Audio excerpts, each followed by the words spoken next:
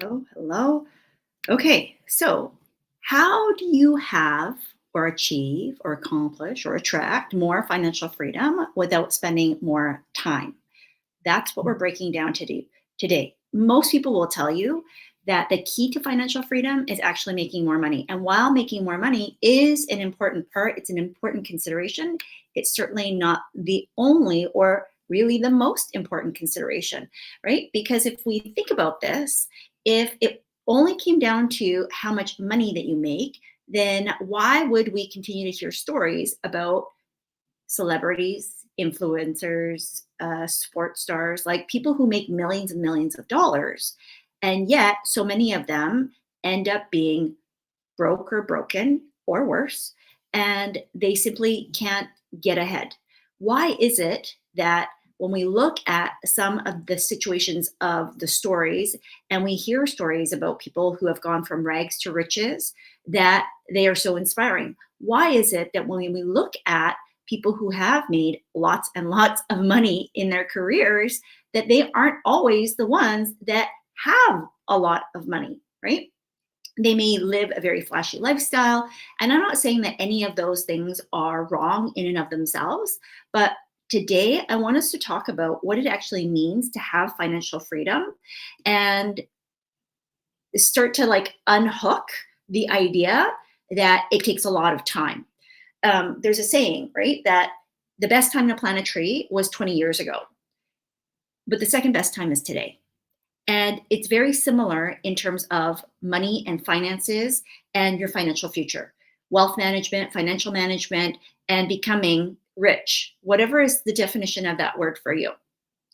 So, working harder is also not the answer, because I think sometimes we get caught in this paradigm that, and especially I'm a child of an immigrant family, right? And so, especially if you have been a minority, if you are an immigrant, if you have any sort of background, cultural or otherwise, or you live in a country where there's a lot of emphasis on working hard and being smart and doing good work, but at the same time, there's these undercurrents of the people who have the most money are the most nefarious, right? The most cutthroat, the ruthless people, the bad people, like all of these stories. And so when we think about financial freedom, then we often bump up against some of these stories and these paradigms and these behaviors and these cultural and generational ancestral baggage that we bring forward. The other part is that we get caught into this narrative that if I just work hard enough, then I will get everything that I want, right?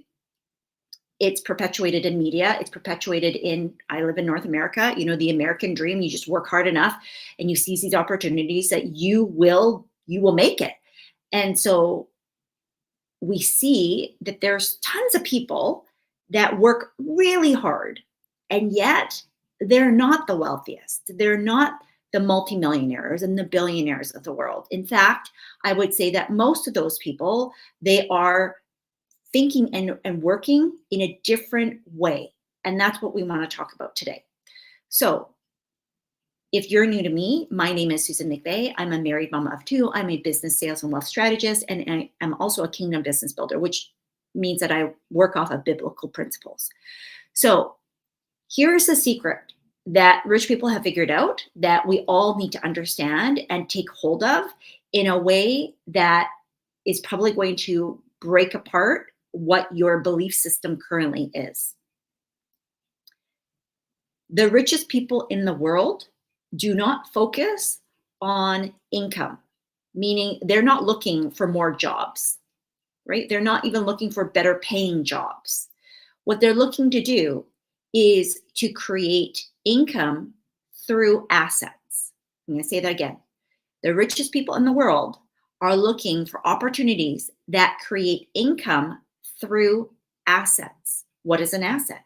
Well, you are probably your best asset right now, right? You have the ability to come up with ideas, to come up with inventions, to come up with businesses, to come up with different ways of doing work that could help improve or elevate a process for somebody else, including yourself.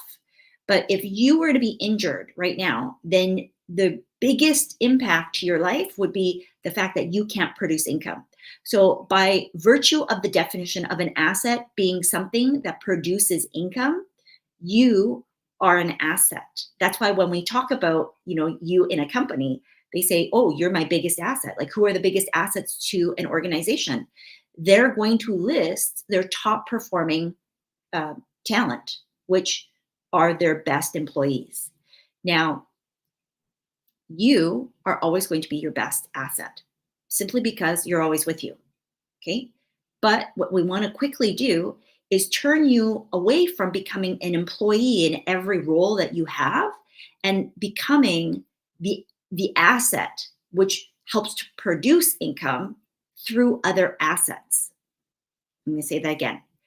The best way for us to turn you from being an employee in every role that you have into becoming truly the asset that you are meant to be is to shift you into looking at, how do I create more assets out of me, out of the opportunities that I am coming up against, out of the ideas that I have, out of, yes, even the work and the employment that you have.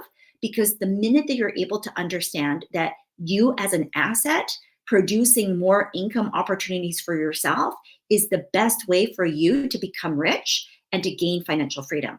Some you are designed to be inside of somebody else's company. But the way that you become more valuable and attain financial freedom faster is to increase your asset, which is you, the value of your asset, which means that you produce more income probably for somebody else if you're in a job, right? Because you're an asset to that company. You're helping them to add value to their company. And so the ability for that company to now produce more is amplified because of you being a top asset. Does this make sense? Now, if you are inside of your business, you need to think, well, I'm still an asset in my business.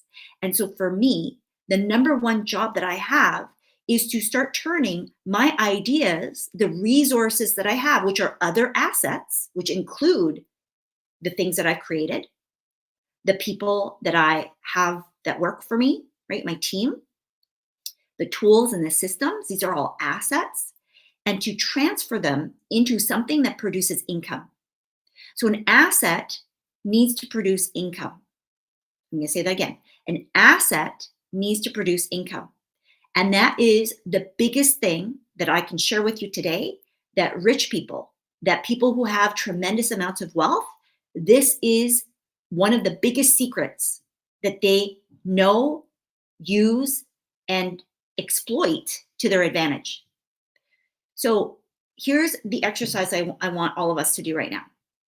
I want you to look at whatever you made in the last 2 weeks, whether it's inside of your business or inside of your job, whatever is producing income for you. Because remember, the whole point of an asset is to create income, right? So if you had something like a job, like your business, maybe it's a pension, and it produced income. If you took that income and you just spent it, which is okay, that's what most people do, right? That asset now is depleted. So you have to make sure that whatever produced that income is going to keep going, right? Again, remember, we are an asset. So if you work for the job and that income is now depleted, you as the asset have to keep going into that job in order to produce that income. Does this make sense? The faster that you can turn assets into more assets that produce more income, the faster your financial freedom is going to come. Now, there is a movement called FIRE, which is Financial Independence Retire Early. I think it's evolved a little bit in the last few years, or couple of years in particular. So this may not be 100% accurate, but take it with a grain of salt, because the theory, the foundation behind it is still going to hold true. So the premise behind FIRE, which is Financial Independence Retire Early, is that a lot of people don't want to wait until they're 50, 55, 60, 65, or even beyond in order to, quote, retire. which for a lot of people means I'm going to live my best life later. Like I'm just going to grind and like hustle and just, you know, it's drudgery, right? I'm going through the motions because this makes me money. I don't live for the love of my work. I just it might be something that I'm good at. It might be something that I went to school for. It might be something my parents wanted me to do. I can't tell you how many lawyers, doctors, accountants, architects, like full professional people who went to school for this. They actually, at some point, realize I don't love this. Like, check, I checked it off. It makes me a lot of money. And now I almost feel like I can't leave it because I can't afford to not work at this job, right? And that's because again, they're not thinking as rich people. So this is like it doesn't matter how much money you actually make. This is beyond the money that you have in the bank. This is beyond the salary that you have on your tax return. This is a fundamental foundational financial principle that I want everybody to understand, that the sooner that you can transfer you as the asset producing income, that you now are creating more assets because those assets have one job, just like you as an asset have one job, which is to make money, right? When I describe you as an asset, your job as an asset and any job for an asset is to produce income. So when your company, when you as the founder, the CEO, maybe the sole employee or the most important employee of your own company, you describe yourself as you're a valuable asset. Well, the value that you produce is in the ability to generate income, right? But what happens if you no longer can produce income? What happens if, God forbid, something happens to you or a loved one? What happens if suddenly you stop showing up to produce that income? Will you still get paid? And if yes, for how long? And I don't pose these questions in order to provoke you necessarily, but I am asking these questions in order for you to start thinking about am is what I'm doing today aligned to the future vision that I have for what it is that I desire, right? And again, we're using this premise of FIRE, which is the Financial Independence Retire Early movement, which essentially says, I don't want to wait for my best life to happen. I'm going to take hold of that now. And that means that I'm willing to sacrifice. I think sometimes we shy away from that word simply because we want the good life, which I am all for the good life. Really, I am, right? Why not? We should have the good life. But at the end of the day, if all we do is live life large and we sacrifice our future because we don't understand how it's connected to right now, then we are doing not only ourselves a disservice, but also our families, our children, our children's children. The Bible says a wise man leaves an inheritance behind for his, not just his children, his children's children. That's generational legacy. And a lot of times we think, well, I don't make enough for that. Listen, if you actually started, right, when your children are little, there is a high probability that they could have easily 6 or even 7 figures by the time they graduate high school, right? Like, what kind of difference would it make to your family if when you have kids, and it doesn't matter how old your kids are, because sometimes we think, well, it's too late. Listen, if you were to start your kids now by giving them these solid principles, by giving them like solid foundational and financial habits, behaviors that could shift the trajectory of their life, why are you not doing that? Right? And again, no condemnation, no shame in this game because we are all starting somewhere and we all need to learn. That's why I'm doing this. So, what I want you to understand is the richest people in the world And the reason why the rich get richer is because they understand this principle. They quickly move assets to assets, and the income that they produce goes into making more assets. Here's an example. Instead of you working hard to make a lot of money and then using that money to buy all your stuff, most of the wealthiest people in the world will take that money, put it into an asset, which again, the asset has one job, which is to make more money, right? So I've made money. Now I'm going to take that. Let's say it's 1,000 or 10,000 or $100,000. Let's use a round number like a million.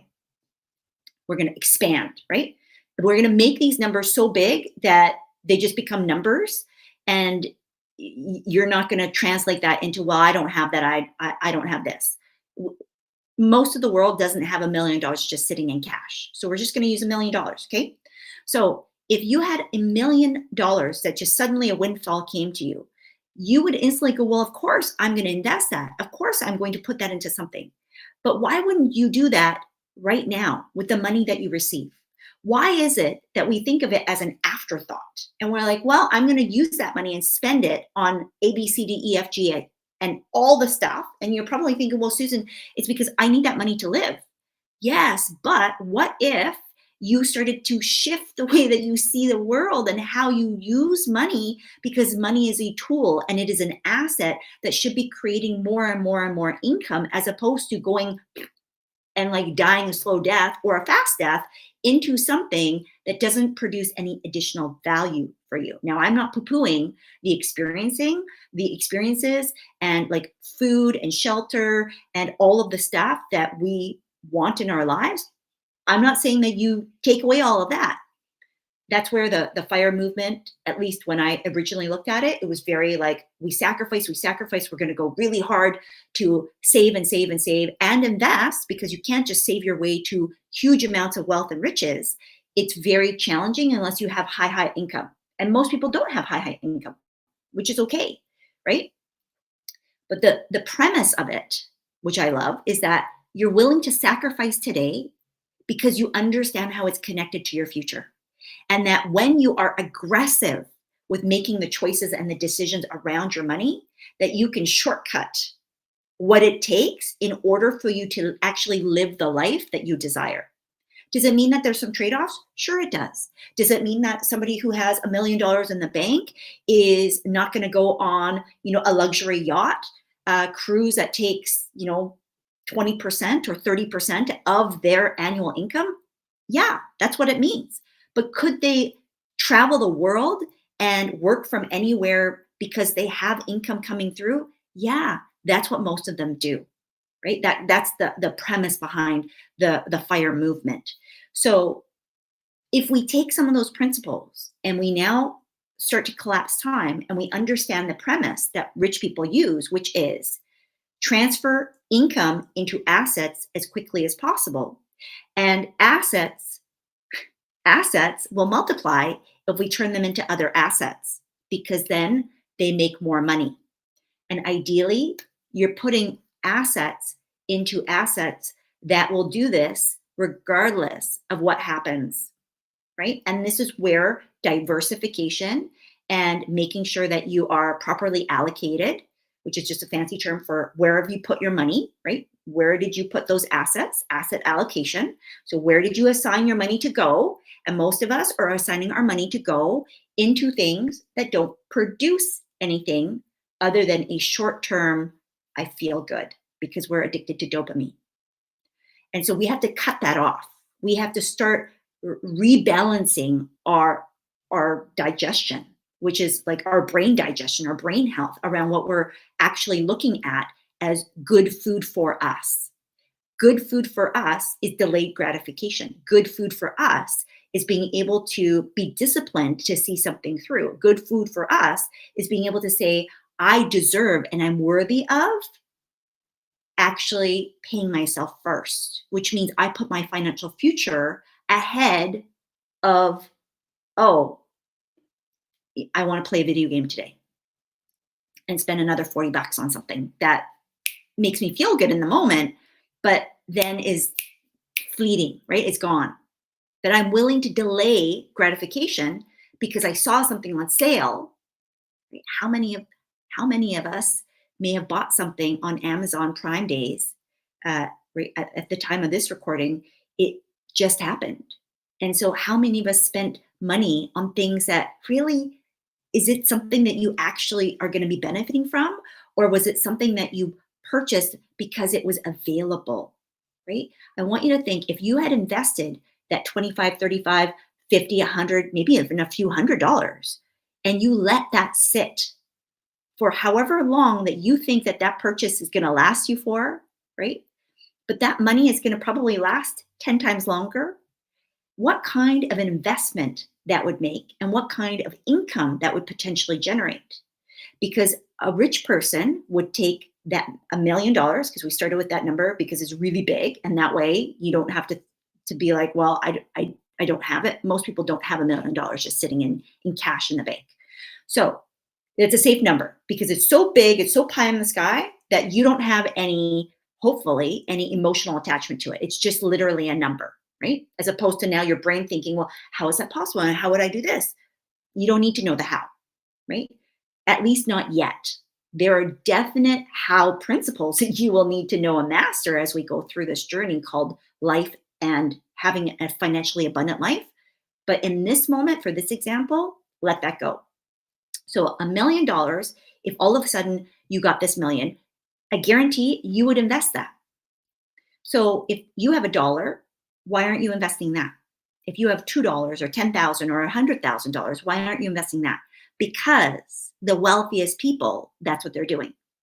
They're taking the money that they already have, money that they've already earned, money from assets, because they have extra, because this is how the rich get richer, because their money starts to become a money making magnet. And as a result, they don't even have to work as hard because their money is doing the hard work for them. Now, I guarantee that every single rich person, if we go all the way back to the beginning of time of when that originated from, somebody had to work hard for that money. And somebody had to shift the dynamic to say, I'm working hard for this money, and I'm going to move that money that I worked hard for, and transfer that, translate that, transmute it, right? Like transform it into a different form of value, so that it's not just I work and I spend, I work and I spend, but now I work, and now that money is now working for me so that I can spend the money from my money. So a rich person would take the $1 million, the extra 10, $100,000, and they would invest that into something that produces an income to pay for the car payment. I'm going to just let that land for a minute. So if my car payment is $500 or $1,000, I'm going to see, how do I make money, not just to pay for the car, but to invest it in something that pays for the car forever. So I might have to work harder initially to get that money, right? Because if I'm paying, let's say $100,000 for a car, $40,000 for a car,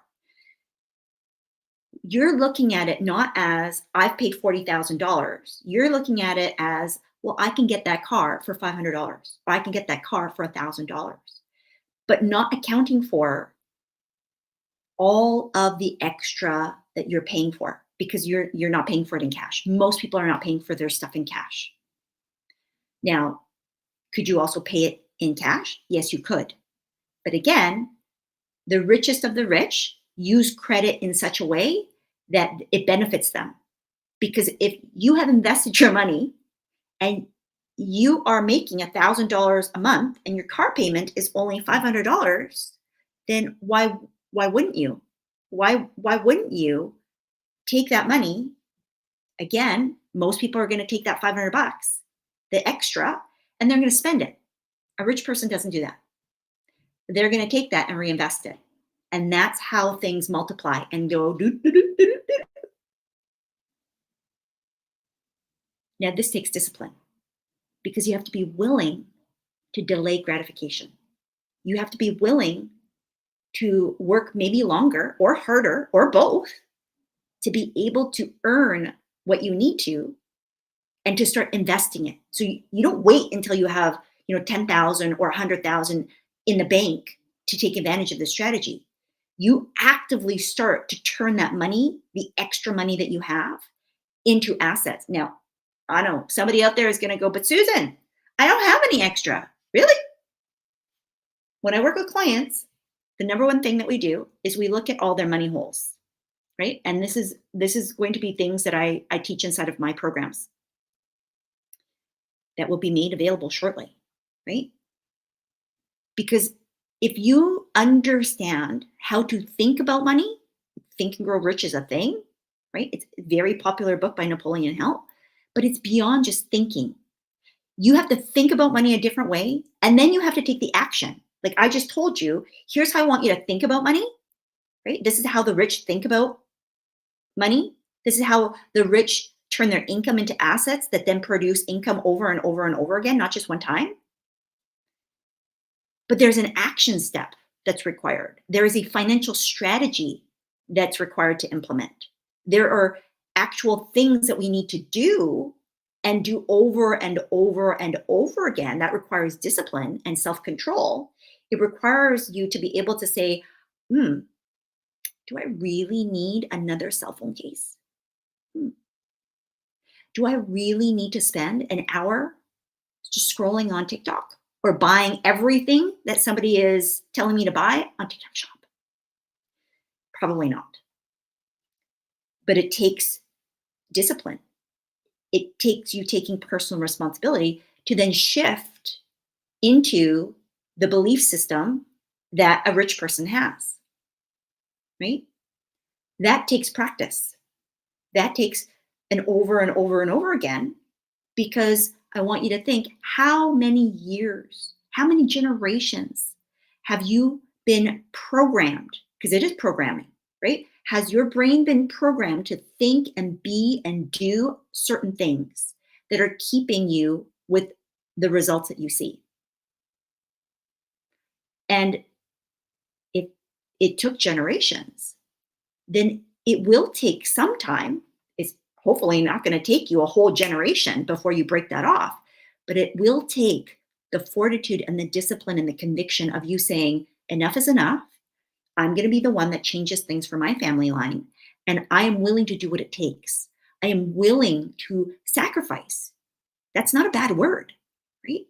I'm willing to sacrifice. I'm willing to take a look at the things that I got going on in my money trunk so that my family doesn't have to keep going through this over and over and over again.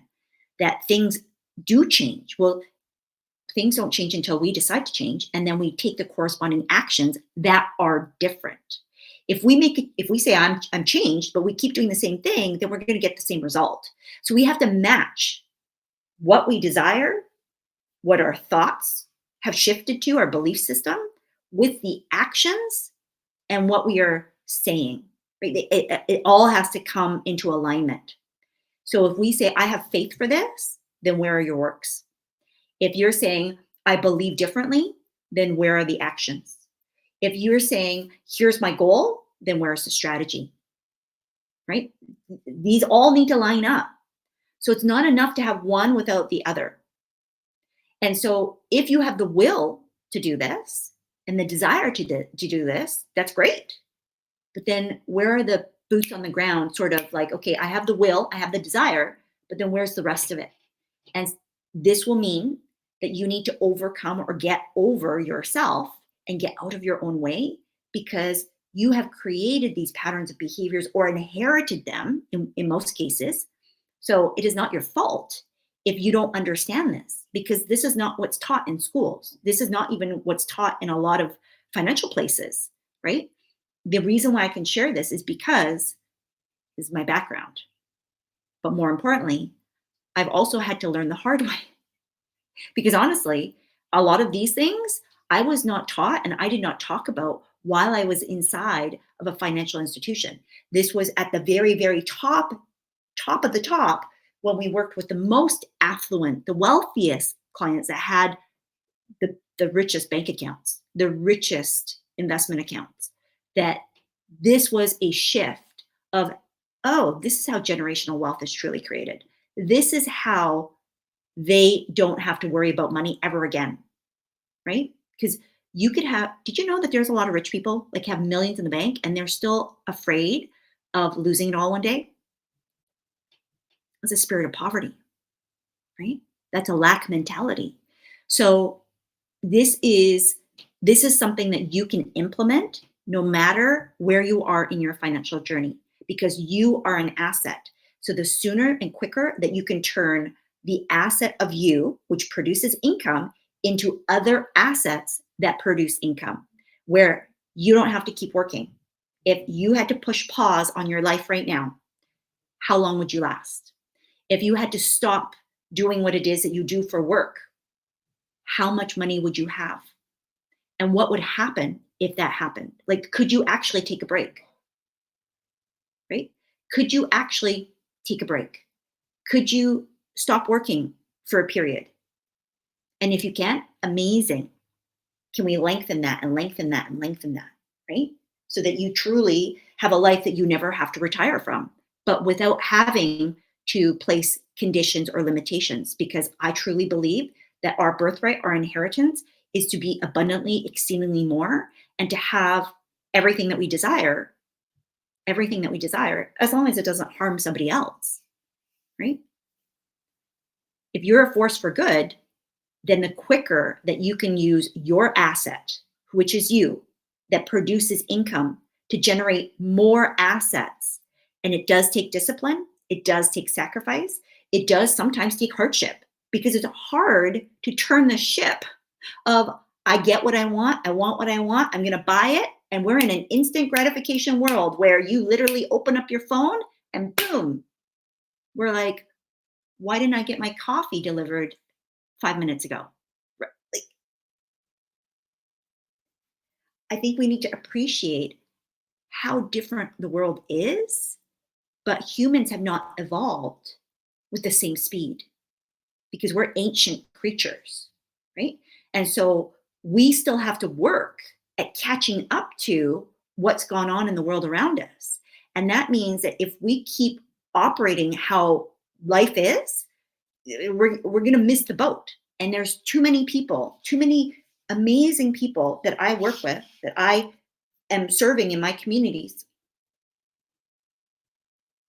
that are brilliant at what they do, that they have the ability and the capabilities and the experience, and they have made lots of money, but it doesn't correspond to their assets. It doesn't correspond to their net worth. And I'm talking about financial net worth. It doesn't correspond to the level of riches that they have access to. It doesn't correspond to their wealth meter, right? It doesn't correspond to their financial peace of mind. It doesn't correspond to the level of financial freedom that they experience.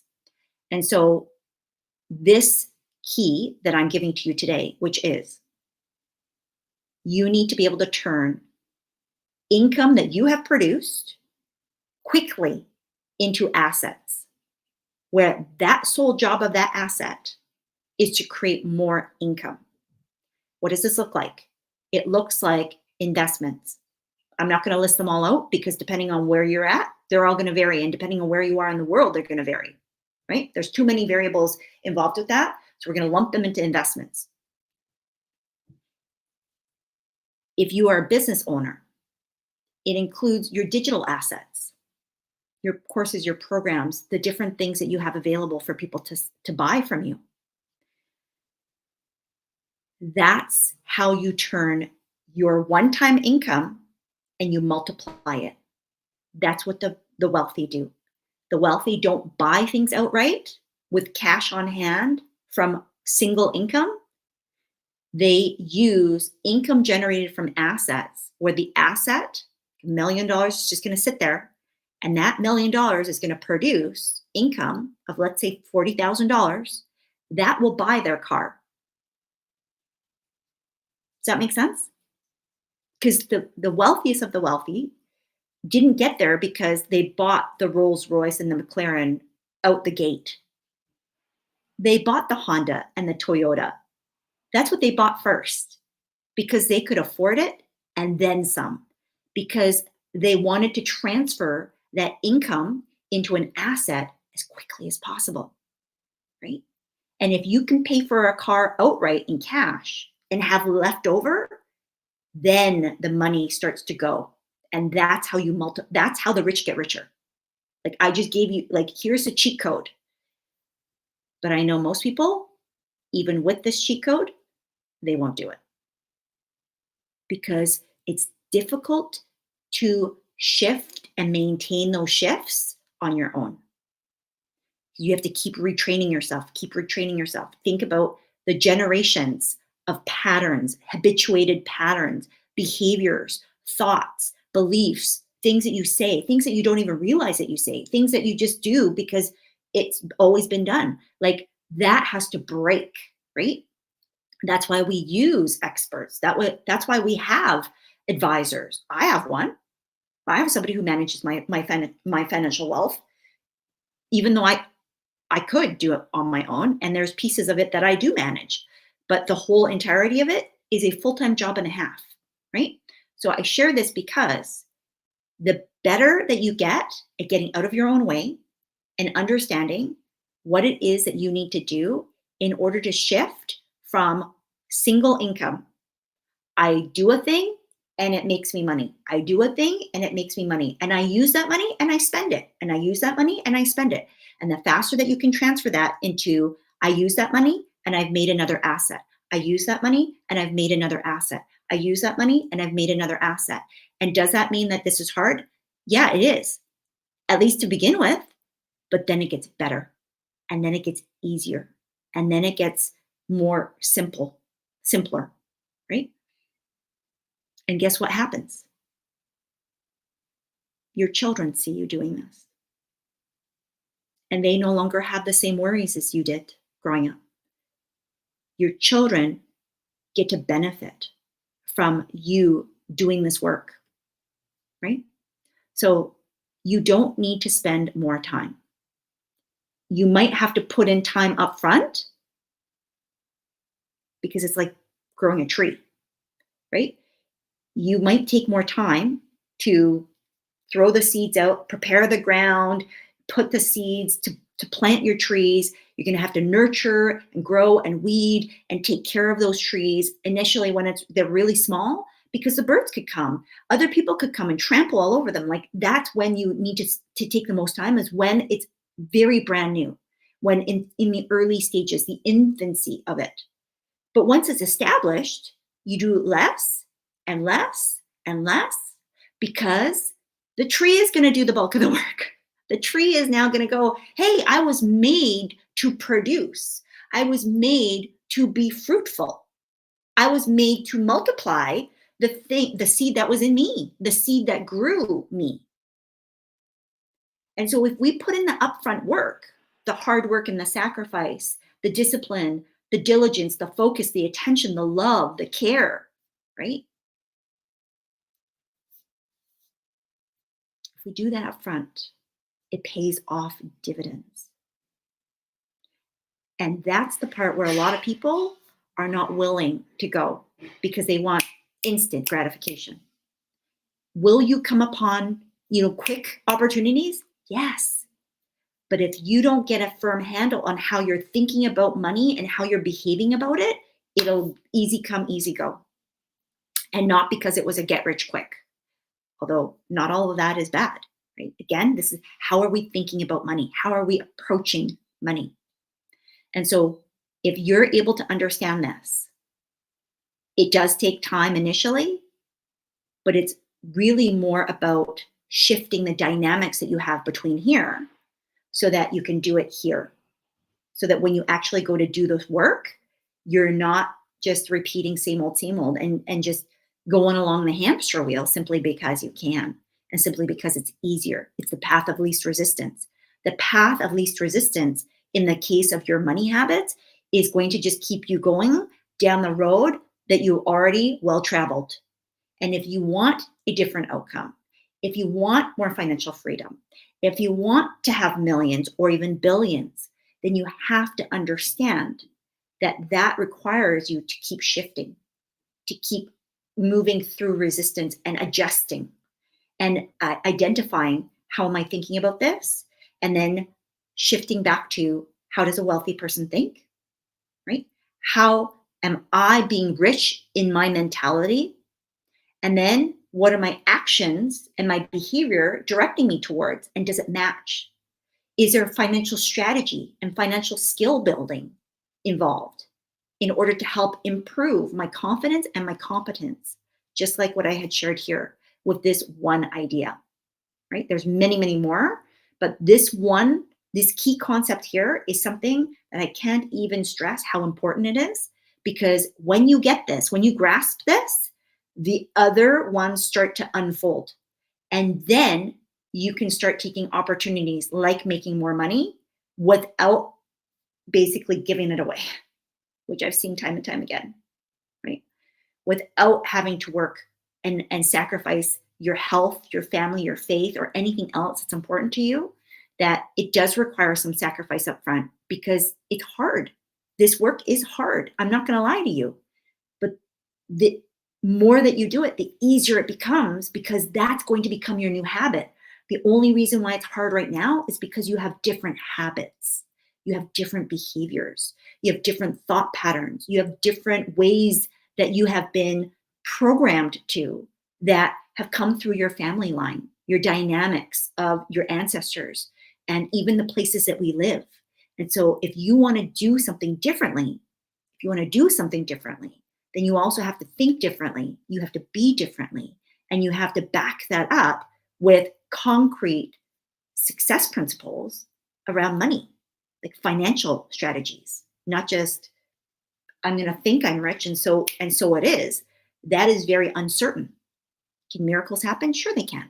I 100% have received and believe in miracles, but we need to do our part. And our part means we take action that is aligned to what it is that we want to get to. Not where we are now, but where it is that we want to get to. And that could involve sacrifice, discipline, and trade-offs. And it can feel hard. So here's what I want you to do. If you want to shortcut your next 6 or 7 figures in business, I want you to go and grab my free resource. It's my 6-figure and 6-month blueprint. It's over at susanmcveigh.com/blueprint. And if you want the foundational principles around like allocating your money, assigning your money, and getting your money right, these are foundational principles. I want you to go and grab my ABCs of Building Wealth That Is Not Free ebook. And that you can find at susanmcveigh.com/wealth. Okay, /wealth. So with that, we will be back tomorrow. I want you to comment below if this, number one, I want you to comment below if you are seeing yourself differently. If you are seeing yourself as the most valuable asset in your life, put asset. And if you are committed to creating more assets in your life by transferring the income that you make as an asset into more assets, I want you to put a dollar sign. Okay? I want you to put a dollar sign. Let's start making commitments. Let's start. This is you being able to put action, put works behind your faith, and start retraining your brain into saying, I am no longer okay with the status quo, that I am claiming and naming my inheritance and the birthright that God has given to me, such that I'm willing to take the action steps to make a different future for me and for my family. So with that, we will talk to you very soon. Bye-bye.